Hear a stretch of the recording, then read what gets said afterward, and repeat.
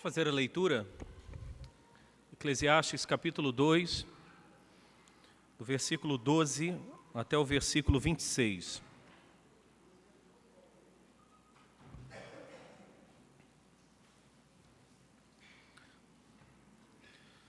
Eclesiastes capítulo 2,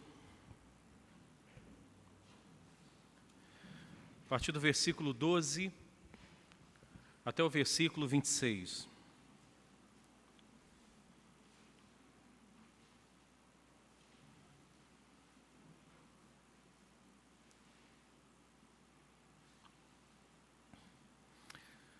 Façamos a leitura alternada destes versos. Então passei a considerar a sabedoria e a loucura e a astutícia, que fará o homem que seguir o rei, o mesmo que outros já fizeram.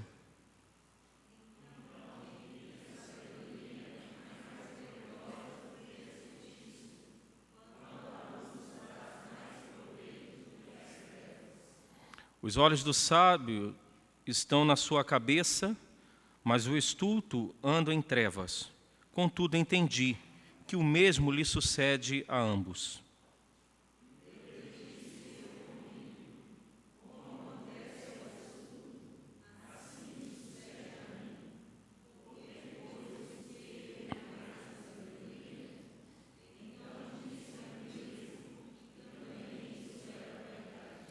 Pois tanto o sábio como do estulto, a memória não durará para sempre, pois passados alguns dias tudo cai no esquecimento. Morre o sábio e da mesma sorte o estulto.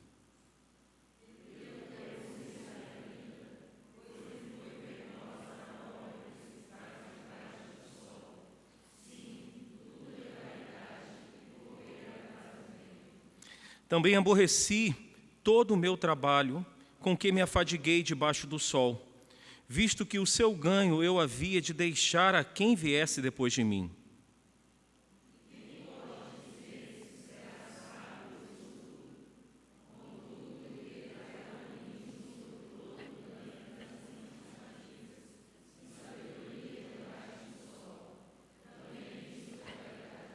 Então me empenhei, porque o coração se desesperasse de todo o trabalho com que me afadigara debaixo do sol.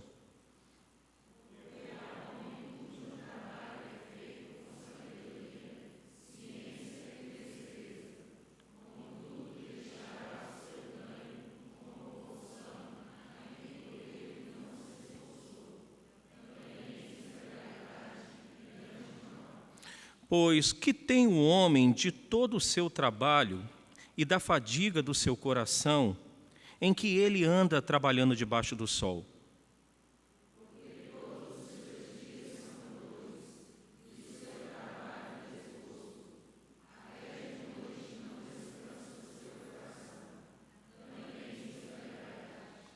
Nada melhor para o homem do que comer, beber e fazer que a sua alma goze o bem do seu trabalho. No entanto, vi também que isto vem da mão de Deus.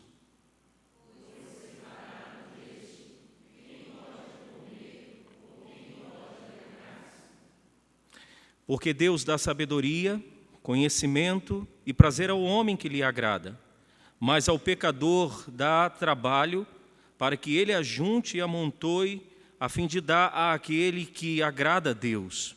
Também isto é vaidade e correr atrás do vento. Novamente vamos orar?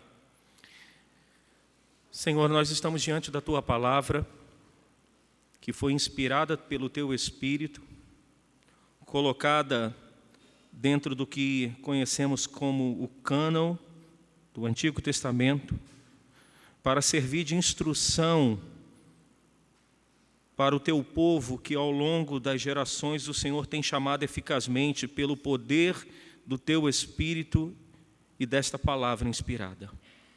O que pedimos ao Senhor neste momento é que o Teu Espírito ilumine a nossa mente, o nosso coração, descortine, ó Deus, sobre os nossos olhos, as profundidades, ó Deus, e as riquezas que encontramos na Tua palavra.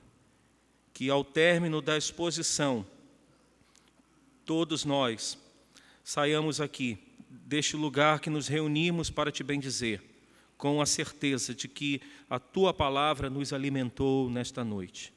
Portanto, tenha misericórdia da minha vida como expositor, para que, ó Deus, eu possa me ater àquilo que Teu Espírito Santo deseja nos instruir nesta noite. Em nome de Jesus, Pai. Amém.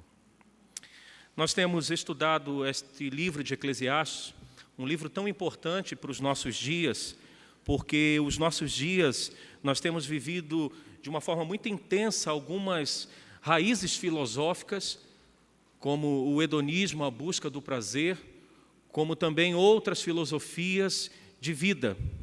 E isso, em muitas ocasiões, ou em quase todas, para no caso falar a verdade, traz uma apreensão ao nosso coração, porque, na verdade, não encontramos satisfação nas coisas debaixo do sol. Este livro de Eclesiastes ele é tão importante dentro do que chamamos cânon do Antigo Testamento, que os judeus, quando eles iam para a festa do tabernáculo em Jerusalém, eles montavam tendas ao redor, ali na cidade de Jerusalém, e pelo menos uma vez ali, na semana da festa dos tabernáculos, eles liam este livro de Eclesiastes todo, porque eles faziam a seguinte associação: assim como nós construímos tendas para esta festa e para adorarmos a Deus aqui, nós temos que ter a compreensão que a nossa vida aqui na terra ela é temporária. E eles faziam então a leitura deste livro de Eclesiastes com esse objetivo, de sempre trazer em mente, sempre trazer ao coração que a vida deles aqui na terra ela é passageira.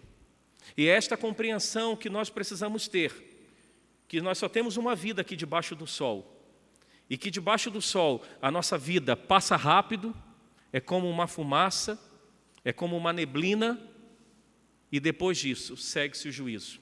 Então, neste curto tempo, que até mesmo o salmista diz que pode chegar a 70, 80 anos e passar disso é canseiro e enfado, o que o livro de Eclesiastes nos chama é que, na verdade, todo esse livro é como um sermão de fato, uma apologia nos chamando a viver debaixo do temor do Senhor, uma chamada a vivermos uma vida e uma fé autêntica em Cristo.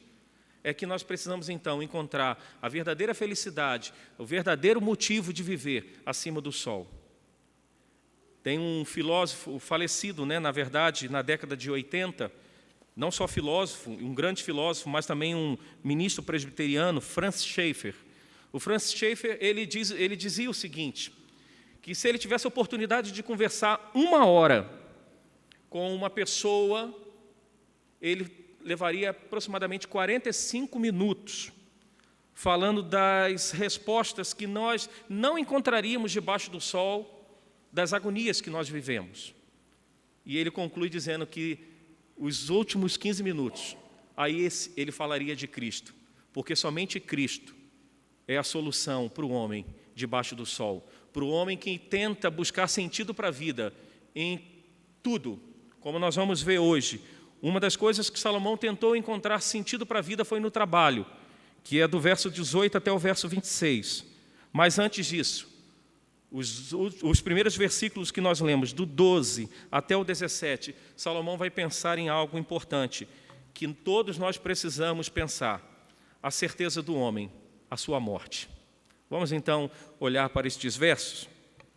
Verso 12, novamente, eu quero repeti-lo, diz assim, o Salomão: então passei a considerar a sabedoria e a loucura e a estultícia. E ele faz uma pergunta, então: que fará o homem que seguir o rei? O mesmo que outros já fizeram. Salomão agora, ele nessa busca, e contando o testemunho de sua vida na busca do sentido para a vida, ele diz então que neste momento da sua caminhada para encontrar sentido para a vida, ele para agora para refletir, porque ele já tinha caminhado por algumas vielas da vida para encontrar a razão e a felicidade da vida debaixo do sol. Ele tinha buscado na sabedoria em primeiro lugar, como nós já vimos no capítulo 1 do verso 12 a 18, E ele disse que essa sabedoria ou conhecimento que existe debaixo do sol só nos traz, no caso, mais angústia, enfado e tristeza ao coração. Ele também buscou, conforme nós falamos na semana passada, no prazer, no riso, mas ele viu que isso era oco, era vazio, não havia consistência. Era como se abríssemos um coco para procurarmos água, e quando nós encontramos, cadê a água desse coco? Ele busca também nos grandes empreendimentos, que nós já vimos na semana passada, busca na realização sexual, busca também em outros sentidos da vida, e ele não encontra, porém agora no capítulo 2 nós encontramos Salomão agora refletindo. É como se ele parasse e fizesse um balancete, porque até então ele não encontrou o sentido para a sua vida, não encontrou a felicidade debaixo do sol que tanto ele procurava. E ele então olha para a sabedoria, e ele olha para a estutícia ou a loucura, e ele começa a comparar. Qual seria melhor? Qual caminho pegar? Mas antes, ele faz uma pergunta: que fará o homem que seguir o rei? Ele diz: o mesmo que já fizeram. Ele, na verdade, ele diz, o que pode fazer aquela pessoa que vai suceder o rei? Em que sentido ele faz e levanta esta pergunta? Se eu busquei como rei, e tinha condições, e tinha todos os privilégios para procurar sentido para a vida, o que pode fazer um outro homem que venha me suceder, que não terá todos esses privilégios e condições de procurar sentido para a vida? Vamos tentar pensar em alguém que tem muita riqueza debaixo do sol, tenha bens, tenha uma boa poupança, e ele busque na riqueza o sentido para a vida. É como se no final da vida, no leito da morte, ele falar assim: o que um andarilho vai tentar buscar se eu com condições financeiras já busquei? Eu já tentei de tudo, eu bancava. Era dentro mais ou menos desse contexto que Salomão estava perguntando. E nesse balanço que ele faz entre a sabedoria ou o conhecimento debaixo do sol e a loucura e a estutícia, ele chega a uma conclusão. Qual das duas seria melhor? Ele diz: então vi, o verso 13, que a sabedoria é mais proveitosa do que a estutícia, quanto a luz traz mais proveito do que as trevas. O que Salomão diz então é que ele vê que a sabedoria, diante desses dois quadros que se apresentam diante da sua vida, não só quadros, mas diante de uma realidade vivida, ele chega a uma conclusão, e é uma conclusão até mesmo óbvia. Por quê? Ele percebe, quando ele diz então que ele vê, no caso, então vi, isso significa, ele percebe, ele observa que a sabedoria, debaixo do sol, o conhecimento, é bem melhor para se viver do que a loucura, do que a estutícia. Ele diz então, que então a sabedoria é melhor, e ele compara a sabedoria como a luz e as trevas, assim como a luz é melhor. Toda vez que eu estava adotando o meu esboço aqui num tablet, e um dos motivos é que eu fico pensando assim, vai que acaba a luz, Mas depois já voltei para o papel novamente, mas o tablet está ali escondido. Por quê? A luz é melhor do que as trevas. É claro que ela é bem melhor. É claro que viver debaixo do sol com sabedoria é muito melhor do que a loucura, do que a insensatez, do que a estutícia. Isso é óbvio. Quer ver alguns textos que o próprio Salomão fala disso? Abra comigo Provérbios 19, deixa marcado lá em Eclesiastes, Provérbios 19, versículo 1.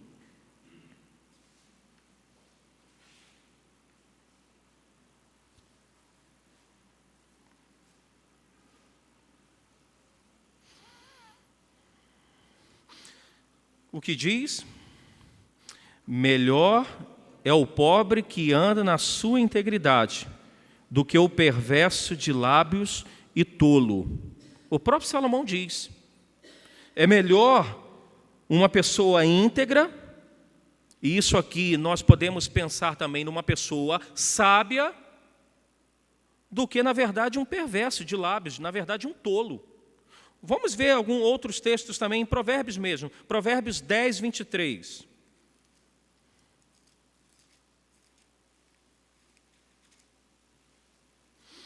Provérbios capítulo 10, versículo 23.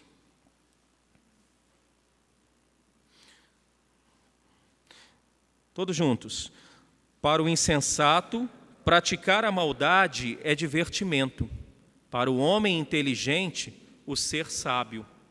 Ele aqui está fazendo uma crítica ao tolo, ao insensato. Ele diz: para o insensato, praticar a maldade é divertimento.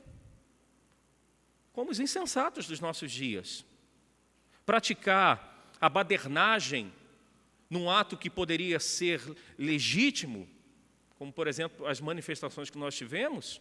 Então, partir para o quebra-quebra, isso aí para o insensato, é divertimento, é legal pegarmos uma pedra, um pedaço de pau e sairmos quebrando as agências de automóvel. Isso aí é bacana, no meio da multidão. Mas ele diz, para o homem inteligente, ou seja, para o homem sábio, mesmo que seja um homem que não tenha o temor de Deus, mas que a graça comum está sobre a sua vida, ele diz, para o homem inteligente, que tem conhecimento, é o ser sábio. É pensar, opa, calma aí, é algo legítimo, mas do jeito que está, eu vou ser contado como um dos baderneiros. Só um exemplo que poderíamos pensar aqui. Outro texto esclarecedor também, mesmo para o livro de Provérbios, capítulo 12, o versículo 15.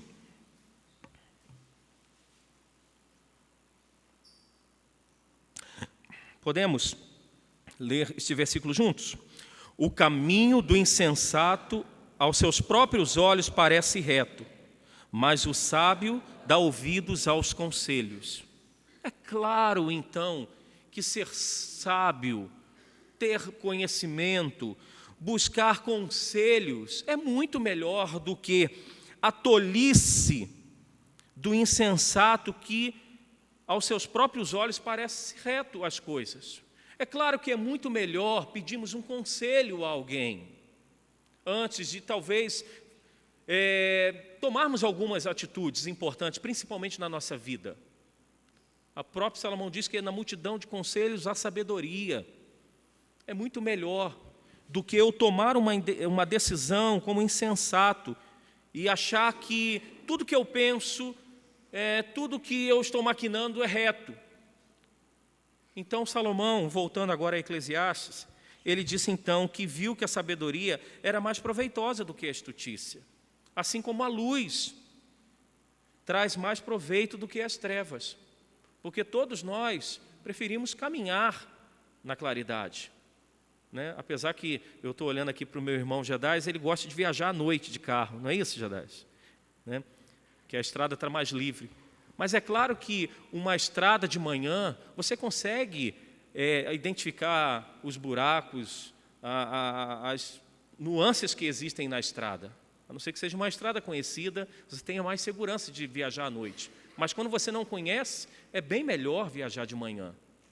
Continuando, o verso 18, Salomão diz: os olhos do sábio estão na sua cabeça, mas o estulto anda em trevas. Contudo, entendi que o mesmo lhe sucede a ambos. O que Salomão pensa aqui agora? Neste balancete que ele faz, imaginemos Salomão sentado numa mesa. Imaginemos ele pegando a busca que ele teve na sabedoria e no conhecimento que existem debaixo do sol. Imagine Salomão também olhando no outro lado, a sua vida em busca de prazer, de construções, enfim, de tudo. Ele chega a mais uma conclusão entre estes dois caminhos. Ele diz que o sábio tem olhos abertos. o insensato caminha em trevas. Ou seja, a sabedoria é útil como remédio ou soluções para as coisas debaixo do sol. Pois apesar de os sábios enxergarem e terem direção e olhos abertos, os estultos não. Os loucos não, eles andam tateando. Eles não sabem aonde pisam. E é isso que acontece. O homem sábio, a mulher sábia, tem, na verdade, o entendimento. O homem sábio e a mulher sábia procura saber por onde está pisando. Procura saber se o caminho, de fato, ele é bom, ou se ele pode conduzir a caminho de morte. Mas o homem louco, insensato, ele vive tateando. E é por isso que entra em muitas enrascadas. Mas só que Salomão, diante disso, ele vê uma coisa: que para onde estão indo os estultos, também estão indo os sábios. É o que ele diz no final do versículo 14, ele diz: o mesmo lhe sucede a ambos.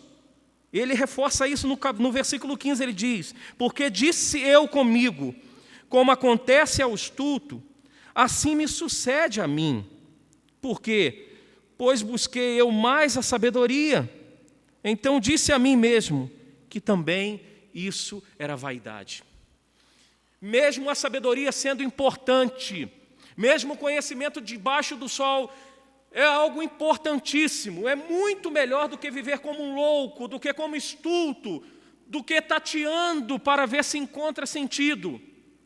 Mas a conclusão que Salomão chega é o seguinte: para onde vai o sábio, vai também o louco. Para onde vai o conhecedor, vai também aquele estulto, aquele que vive como insensato. Ele pensa e ele olha e ele enxerga isso. Por isso que Salomão traz a ideia da morte. E a ideia da morte aqui, como é um testemunho que ele conta para a gente, como um pregador diante da assembleia, ele, na verdade, deseja que todos nós, ele vai ensejar nesse livro outros contextos sobre a morte, mas aqui ele começa a falar da morte no seu livro. Ele quer que nós entendamos isso, que todos nós vamos experimentar essa realidade. E nós precisamos, então, refletir sobre isso. Versículo 16, ele diz: porque tanto o sábio como do estulto, a memória não durará para sempre, pois passado alguns dias, tudo cai no esquecimento. E ele, como se, eu imagino, batendo sobre a mesa e dizendo: morre o sábio, e da mesma forma o estulto. Ou seja, nem o sábio nem o tolo serão lembrados para sempre. Ou seja, não haverá lembrança durável, pois nos dias futuros todos serão esquecidos. Eu tentei fazer aqui um exercício quando estava estudando. Eu tentei pensar no meu contexto familiar. E talvez, assim, para alguns seja uma vergonha que eu vou passar.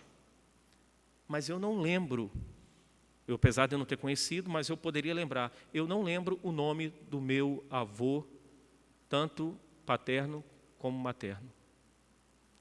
Uma pergunta retórica: você lembra? Alguns aqui estão balançando a cabeça. Vocês lembram o nome do bisavô de vocês? Cleusa, não veemente, lembro. Mas talvez aqui eu já tenha apertado alguém já.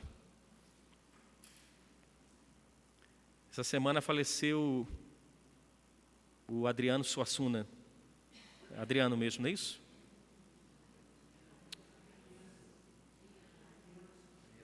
Ariano.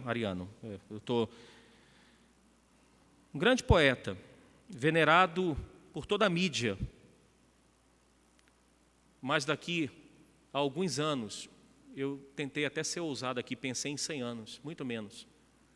Daqui a alguns 10 anos, uma década, pergunte quem foi o Ariano Suassuna. Poucos vão lembrar. Poucos. porque tanto a memória daquele que busca sentido para a vida no conhecimento e na sabedoria debaixo do sol, como aquele que vive uma vida como o filho mais novo da parábola do filho pródigo, a memória será esquecida. Você, todos nós, se não entrarmos na ata da sexta igreja por algum motivo, por recebimento de membros ou não, nós seremos esquecidos. Essa é a realidade.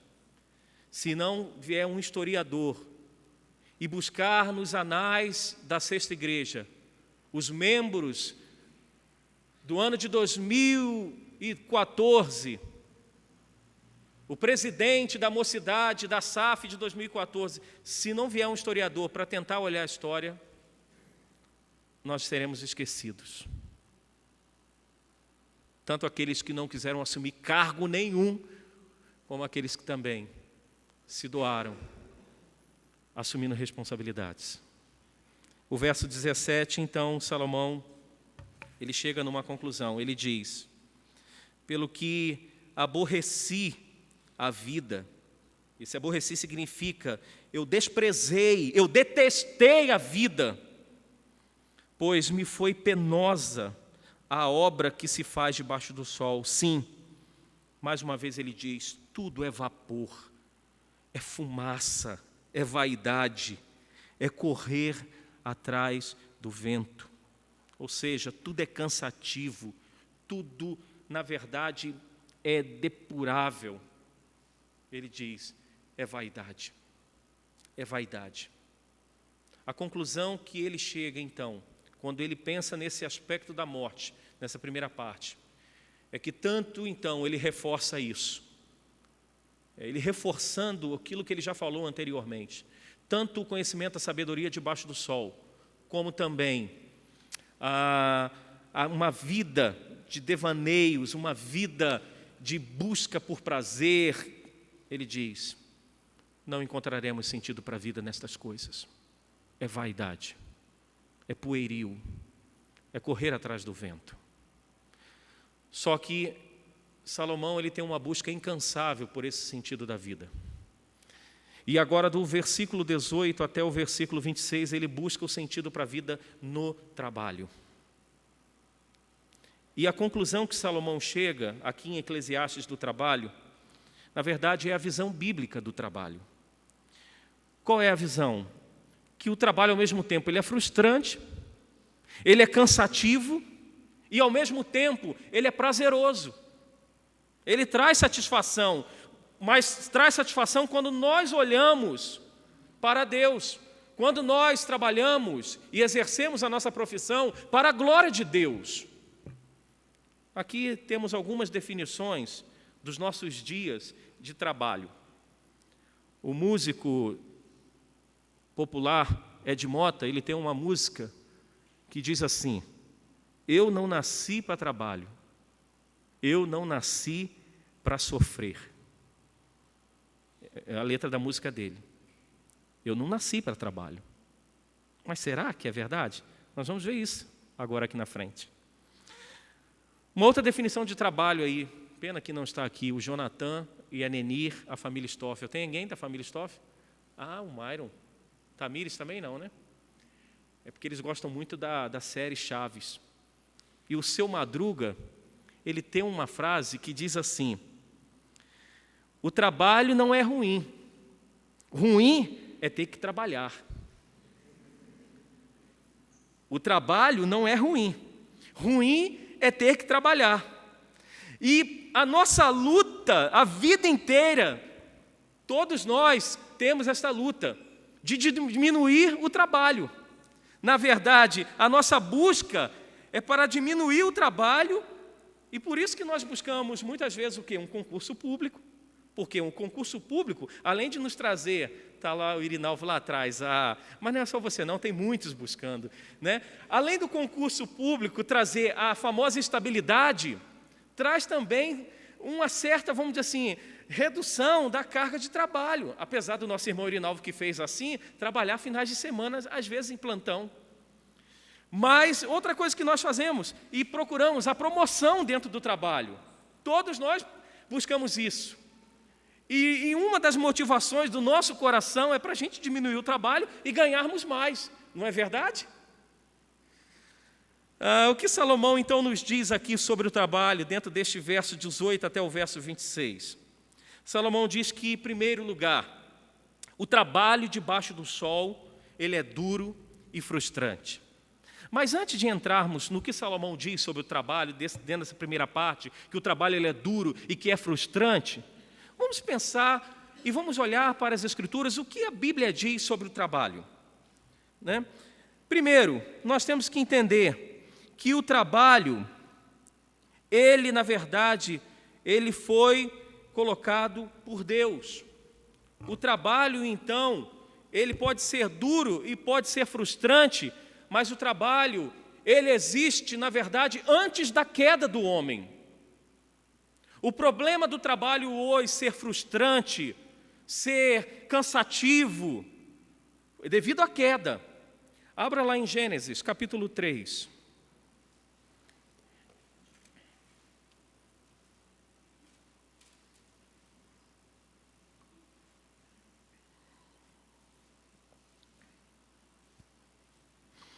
Gênesis capítulo 3, do versículo 17 até o versículo 19. Quero fazer essa leitura com você. O que diz? E Adão disse: visto que atendeste à voz da tua mulher, e comeste da árvore que eu te ordenara não comesses, maldita é a terra por tua causa. Em fadigas obterás o sustento durante os dias da tua vida. Ela produzirá também cardos e abrolhos, e tu comerás a erva do campo. Do suor do rosto comerás o teu pão, até que tornes à terra, pois dela fostes formado, porque tu és pó, e ao pó tornarás. O trabalho debaixo do sol, ele se torna frustrante, cansativo, devido à consequência do pecado. Porque não era assim. E talvez alguns pensam assim, não, mas o trabalho veio por causa do pecado, veio por causa da queda do homem. Não, olha no próprio livro de Gênesis, no capítulo 2, agora no versículo 15. Olha o que diz: tomou, pois, o Senhor Deus o homem, e o colocou no jardim do Éden para o quê? Cultivar e guardar o jardim. Então o trabalho, na verdade, Deus que criou o trabalho era uma bênção para a vida do homem. Mas devido ao pecado, o trabalho agora, ele é feito com suor. Devido ao pecado, nós temos que acordar às 5:30 da manhã para poder pegar o ônibus mais cedo possível, para não se tornar uma lata de sardinha. Devido ao pecado, nós saímos do trabalho em torno de 5:30, 6 horas e pegamos um trânsito infernal. Alguns já estão chamando até de trânsito Fred, é parado, né, o trânsito. Um trânsito infernal para voltar para casa. Mas por que isso? Por causa do pecado. Porque antes da queda não existia esse suor. A própria natureza de onde extraímos o alimento, diante daquilo que extraímos, o sustento para a nossa vida, até a própria natureza geme por causa da consequência do pecado. O apóstolo Paulo fala isso na carta aos Romanos, no capítulo 8, do verso 19 a 22. Mas então, por que Salomão ele olha para o trabalho, buscando sentido para a sua vida, e ele diz que o trabalho debaixo do sol é frustrante? Primeiro, porque ele não sabia o que iria acontecer com o seu ganho. Olha o que diz os versos 18 até o 22. Ele diz: também aborreci todo o meu trabalho com que me afadiguei debaixo do sol, visto que o seu ganho eu havia de deixar a quem viesse depois de mim. E quem pode dizer se será sábio ou estulto? Ou seja, será que quem vier após de mim, quem no caso vai adquirir a minha riqueza, o fruto do meu trabalho, será que vai ser sábio ou será que vai ser um louco?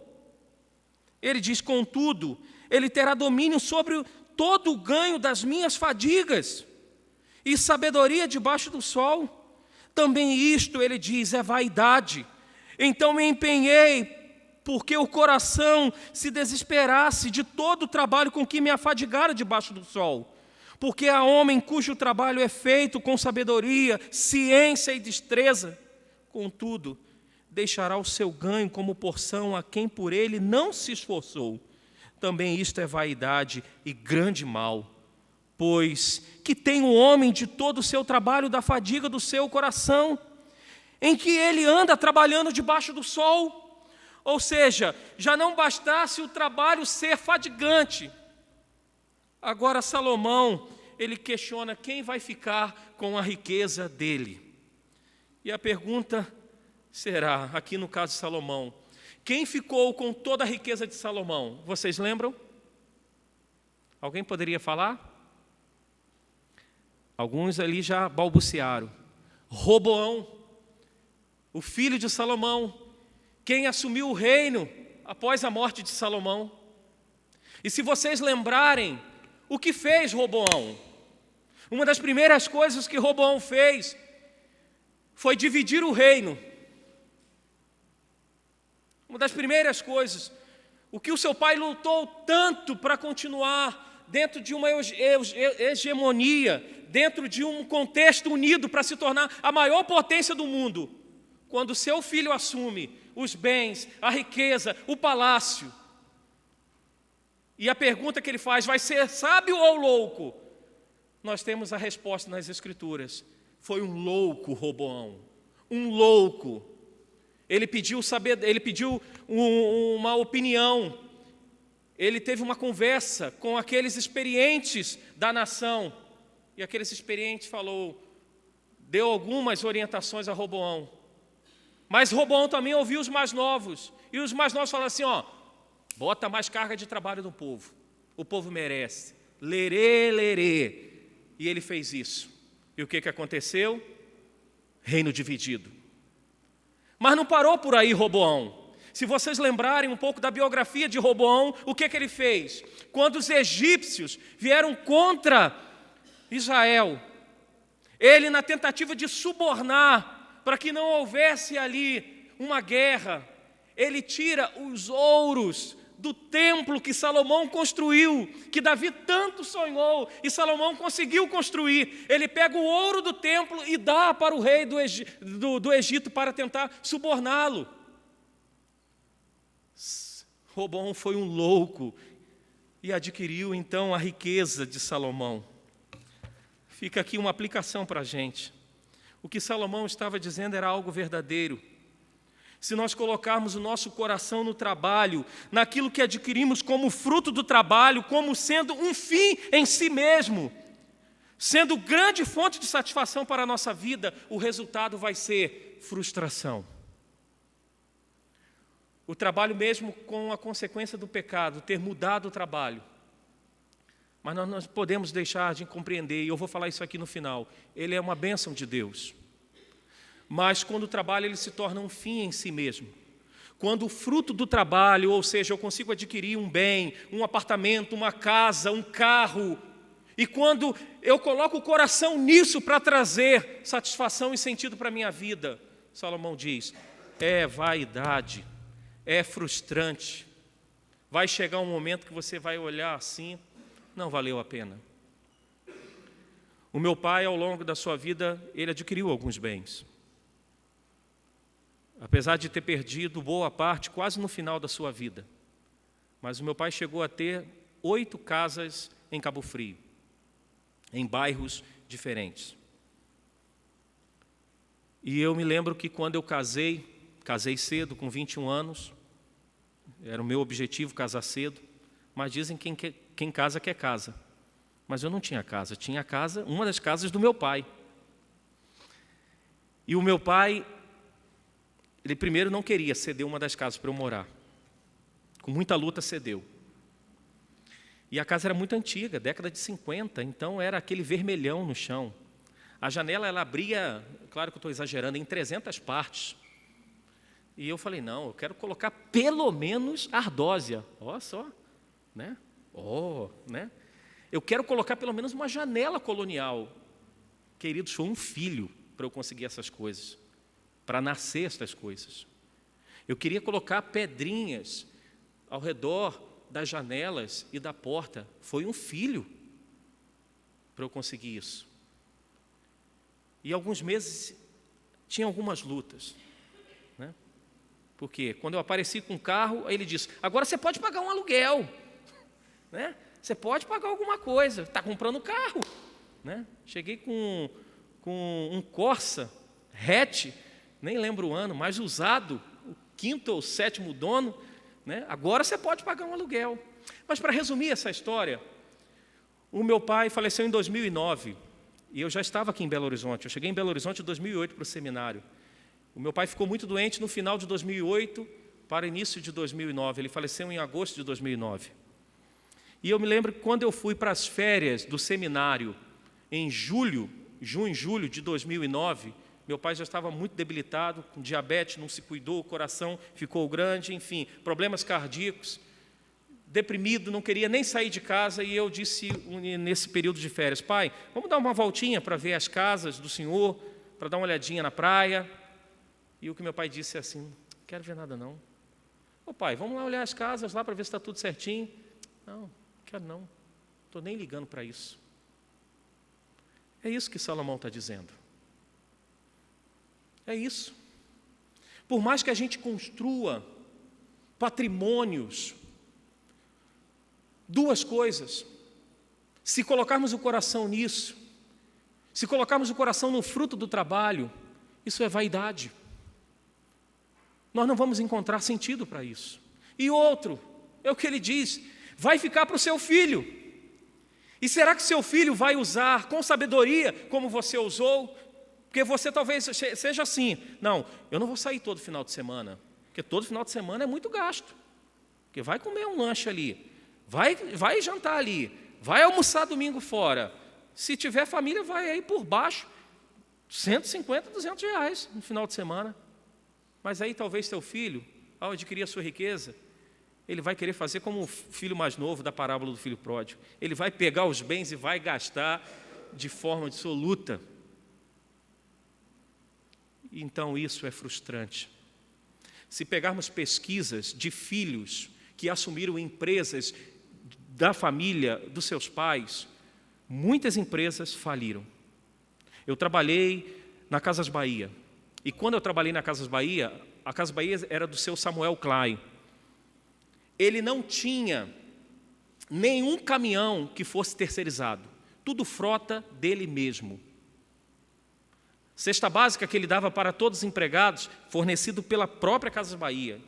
Tinha um setor lá em São Caetano do Sul que embalava, fazia tudo. Seu Samuel está vivo ainda, mas os filhos, o Michel Klein e os outros, e netos também, colocaram ele para descansar, colocaram no banco de reserva, no estaleiro. E uma das primeiras coisas que o Michel Klein fez foi terceirizar a frota de entrega. Hoje, não só a frota é terceirizada, mas a própria Casas Bahia, ela no caso foi vendida boa parte para o Abílio Diniz do Pão de Açúcar. Olha só, eu não sei, não estou falando que tenha sido um mau negócio, mas talvez o seu Samuel não faria isso. Então é isso que Salomão diz: por que o trabalho é frustrante? Quando procuramos sentido debaixo do sol. Porque, olha o que diz o verso 23 aqui: porque todos os seus dias são dores e o seu trabalho desgosto, até de noite não descansa o seu coração. Também isto é vaidade. Porque, na verdade, irmãos, além de ser frustrante o trabalho debaixo do sol, quando procuramos sentido, traz fadiga e sofrimento. Eu coloquei aqui alguns exemplos. Como que nós sofremos com o desemprego, ou com o desemprego bater na porta? Como que nós sofremos com a insegurança dentro de trabalho, principalmente aqueles que trabalham com meta. Eu trabalhei com meta, era assim, todo mês pressionado, todo mês tinha que bater a cota. Se passasse 3 meses sem bater a cota, eminentemente poderia ser mandado embora. Que estresse! Quantas vezes o trabalho traz cansaço físico, traz cansaço mental. Se procurarmos hoje, se fizéssemos uma pesquisa, quantos estão pelo INSS por problemas psicológicos do trabalho? Temos um monte de gente. Outra coisa, quantas vezes temos problemas no trabalho com colegas ou com o patrão? Quantas vezes nós levamos trabalho para casa, ou quantas vezes dormimos e não conseguimos relaxar, porque a gente já fica pensando, no outro dia de trabalho, eu tenho que bater essa meta, ou eu tenho que fazer essa reunião, eu tenho que fazer isso, eu tenho que fazer aquilo. Salomão diz, o trabalho, ele é sofrimento. O trabalho, ele traz fadiga. Ele diz, também isto é vaidade. O que ele quer nos chamar a atenção é o seguinte: vale a pena trabalhar semana após semana, dormir tarde, levar serviço para casa. Vale a pena, no nosso contexto de igreja, gerar oportunidades de reuniões, e as pessoas estão absolutamente nem aí para isso. Vale a pena nos afadigar? Vale a pena pensarmos, primeira semana de oração e de jejum, 6 da manhã, gatos pingados, como se diz no adágio popular. Vale a pena, então, vir para cá 6 às 7 da manhã? Vale a pena grupo familiar, terça-feira? Vale a pena estudo bíblico, quinta-feira? Vale a pena escola dominical, culto de manhã, culto à noite? Este é o nosso contexto, frustrante debaixo do sol. Quando colocamos o coração, isso é pura vaidade. Para a gente concluir, versículo 24, Salomão diz, não há melhor para o homem do que comer, beber e fazer com que sua alma goze o bem do seu trabalho. No entanto, ele diz, vi também que isto vem da mão de Deus. Salomão agora nos chama para olhar para algo maravilhoso no trabalho. Na primeira parte ele diz que o trabalho é frustrante, o trabalho causa sofrimento. Agora, a partir desse verso 24, ele diz, podemos encontrar, sim, satisfação no trabalho. O trabalho pode ser, sim, uma fonte de satisfação. As recompensas que você recebe do trabalho, o que Salomão diz aqui, vem das mãos de Deus. Por que o trabalho pode ser, então, algo prazeroso? Porque o fruto do seu trabalho vem das mãos de Deus. O que o Davi, pai de Salomão, disse na sua oração, lá em 1 Crônicas, capítulo 29, versículo 12. Vamos abrir? Talvez você não lembre desse texto, normalmente nós citamos ele no momento de entrega de dízimos e ofertas.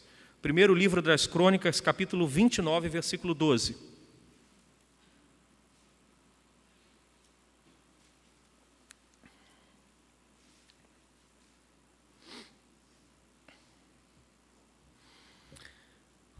Todos juntos. Riquezas e glória vêm de ti. Tu dominas sobre tudo. Na tua mão há força e poder.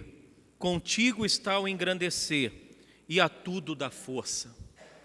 Davi compreendia uma coisa, que o fruto do trabalho, como Moisés em sua oração no Salmo 90, ele diz, abençoa, Senhor, as obras das nossas mãos. Sim, abençoa.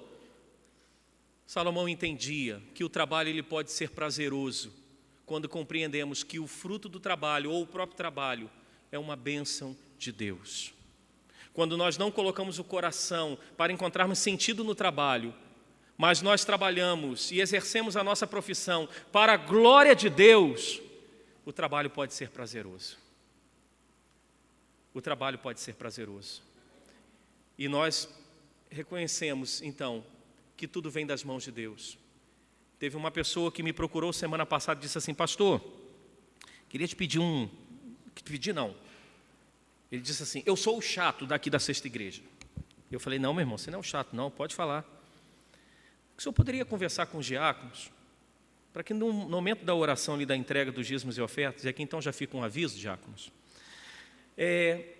não só orar, abençoa o dízimo, essa oferta, a utilização, mas agradecer a Deus pela bênção do trabalho, agradecer a Deus pela saúde, agradecer a Deus pela família, agradecer a Deus por esse fruto de trabalharmos, de estarmos guardados, protegidos pelo Senhor, semana após semana, e trazermos o fruto aqui na frente do trabalho. Orar com foco mais na gratidão a Deus, pela bênção dEle sobre as nossas vidas. E é isso aí mesmo. Está certo, esse irmão. Quando a gente reconhece isso, Lá na carta de 1 Coríntios 10, 31, o apóstolo Paulo diz: fazei tudo para a glória de Deus.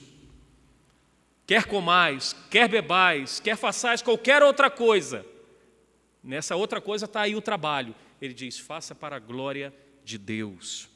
O trabalho então deve ser visto como algo prazeroso, porque foi Deus que inventou o trabalho. Se o trabalho não está nos trazendo prazer, apenas insatisfação, há algo de errado, óbvio. E essa insatisfação com o trabalho ou com o seu trabalho, se você estiver assim, você deve pensar se isso não está sendo, em primeiro lugar, o teu relacionamento com Deus. Mas pastor, o que tem a ver meu relacionamento com Deus com a minha insatisfação do trabalho? Tudo a ver. Tudo a ver. Eu não estou falando em satisfação de você se estagnar, não querer crescer, não querer fazer um... Não. Eu digo de você levantar igual aquele Mutley, acho que fica assim reclamando, né? Aquele do desenho. Levanta segunda de manhã. Nesse sentido, tem alguma coisa errada. Porque a gente deve levantar de manhã sendo obrigado pela vida. Obrigado porque eu tenho um trabalho. Obrigado porque seja 15 dias ou final do mês, o dinheiro está lá na conta. E eu posso colocar comida dentro de casa, eu posso comprar uma roupa, eu posso adquirir um bem, eu posso comprar um carro, eu posso pagar meu apartamento. Senhor, louvado seja o teu nome, obrigado pela saúde, obrigado pelas portas que eu tenho. Para a gente concluir de fato, em segundo lugar, Salomão vê que o trabalho, ele é o fruto não só das bênçãos de Deus, ou melhor, o trabalho são bênçãos que Deus usa para nos trazer satisfação. Parece meio antagônico isso. O trabalho não traz satisfação, mas traz satisfação. Como que é isso? Ele não traz satisfação se colocarmos o coração e ele ser um fim nele mesmo. Mas quando nós olhamos o trabalho como um fruto da bênção de Deus, algo que Deus nos proporcionou, ele pode sim ser uma bênção. Olha o que diz então o versículo 25. Vamos voltar para o texto. Diz: pois separado deste, quem pode comer ou quem pode alegrar-se? Verso 26 diz: porque Deus dá sabedoria, conhecimento e prazer ao homem que lhe agrada, mas ao pecador dá trabalho, para que ele ajunte e amontoe, a fim de dar àquele que agrada a Deus. Também isto é vaidade e correr atrás do vento. Versículo 25, em outras palavras, Salomão diz: sem Deus, você pode ganhar muito, pode trabalhar pouco, pode beber, pode comer a melhor comida. Sem Deus, você não vai conseguir se alegrar. Porque longe de Deus, podemos ter muitas recompensas do trabalho, mas nenhuma delas satisfará o nosso coração. E finalmente o verso 26, Salomão então nos diz: não importa onde você trabalha, Deus irá te recompensar. Mas a pergunta que nós podemos fazer do verso 26 é: como podemos então agradar a Deus? Como? Porque ele diz aqui que é o homem que agrada a Deus, aquele que agrada a Deus, é que ele vai dar sabedoria, conhecimento e prazer. E mais, vai fazer com que aquele que às vezes ajunta e coloca o coração na riqueza, essa riqueza seja, na verdade, partilhada com aquele que agrada a Deus. E quem que agrada a Deus aqui? E como agradar a Deus? A conclusão é: não há possibilidade de agradarmos a Deus sem Cristo. Para que você agrade a Deus e você viva com alegria, satisfação, o fruto do teu trabalho, você precisa de Cristo na sua vida. Você precisa daquele que tornou um único evento inédito, como eu já disse aqui debaixo do sol, a sua encarnação, a sua vida, a sua morte. Você precisa de Cristo, porque sem Cristo, o apóstolo Paulo diz, somos inimigos de Deus. Embora Salomão, ele não tinha o conteúdo, obviamente, do Novo Testamento, mas nós temos, é isso que nós precisamos entender. Agora, se você não tem Cristo, saiba uma coisa: o que Deus preparou para você? Ele preparou o trabalho para juntar os muitos frutos, para que num determinado momento venha servir a quem se agrada do Senhor. Mas se você tem Cristo como o teu bem maior, Deus diz, o fruto do trabalho traz alegria, satisfação e gozo. Só uma aplicação para a gente encerrar. Se Deus não estiver, irmãos, no centro da nossa vida, nós podemos trabalhar muito, mas nunca ficaremos satisfeitos. Porque nada pode substituir Deus e a nossa esperança em Cristo. Se Deus não for Senhor das nossas vidas, se Deus não estiver no centro do nosso coração, o trabalho não vai trazer satisfação, e nem mesmo o fruto do trabalho. Se a nossa esperança não estiver em Cristo, é o que Paulo diz na sua carta aos Coríntios, capítulo 15. Comamos e bebamos, porque amanhã o quê? Nós vamos morrer. Segunda aplicação, podemos ter um salário grande, ótimo, uma receita com poupança lá, muito bem, obrigado. Se não tivermos Cristo, falta tudo, absolutamente tudo. Lembra de uma canção, acho que da década de 80? Você pode ter a casa repleta de amigos, paredes e pisos cobertos de bens, ter um carro do último tipo e andar conforme der na cabeça. Ou pode até ser um cara que vive apertado, vivendo dentro de uma lotação, curtindo a si mesmo um fim de semana e andar conforme der na cabeça. Qual é a consequência disso?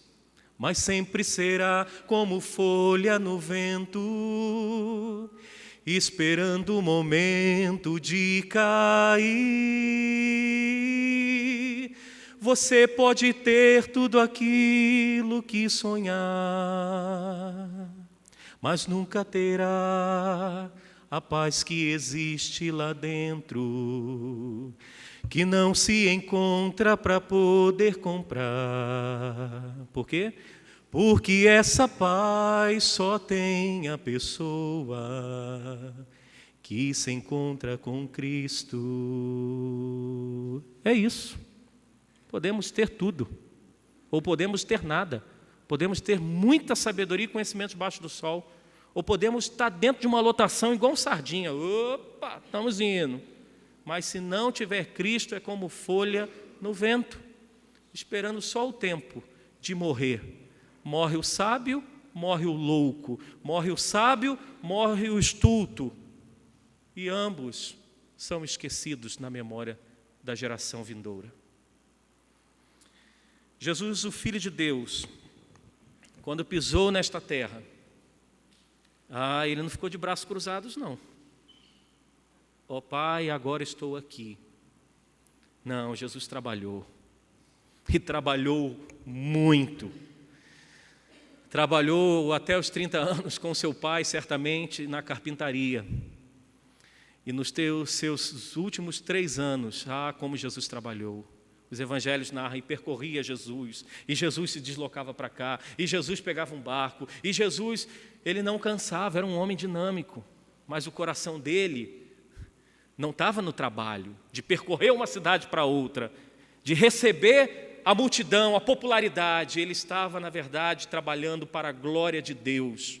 E o profeta Isaías, quando profetiza o trabalho do Filho de Deus, Jesus Cristo diz, ele verá o fruto do seu penoso trabalho.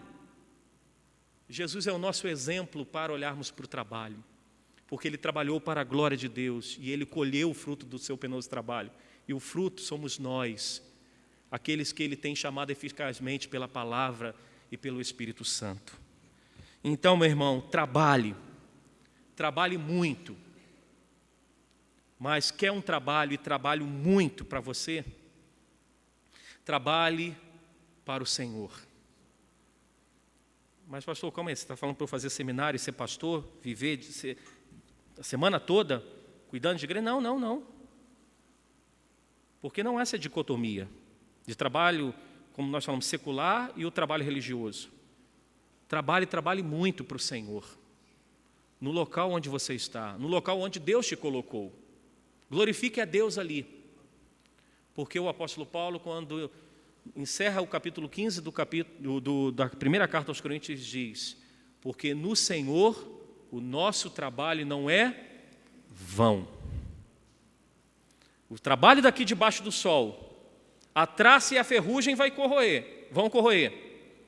Aqui debaixo do sol, quem ficar com os bens, pode ser que no caso, receba os bens, gaste tudo, mas o trabalho acima do sol, ele tem recompensa, há um galardão.